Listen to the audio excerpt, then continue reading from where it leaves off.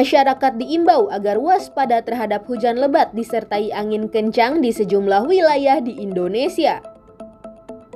Badan Meteorologi, Klimatologi, dan Geofisika atau BMKG mengeluarkan peringatan dini cuaca ekstrim akhir pekan ini melihat analisis sirkulasi siklonik dan daerah konvergensi lainnya.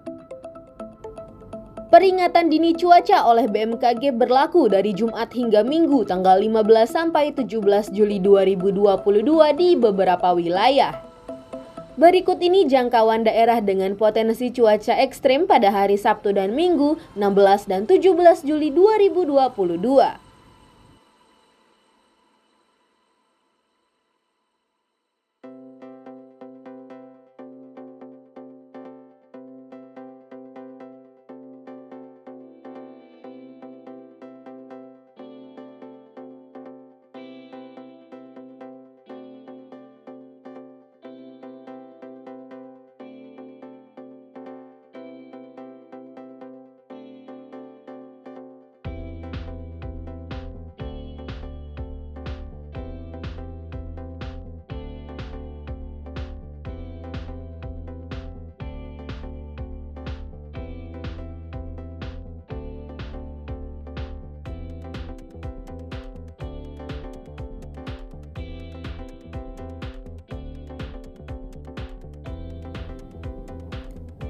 Untuk akhir pekan ini, yang berpeluang terjadi angin kencang adalah wilayah Nusa Tenggara Barat dan Nusa Tenggara Timur.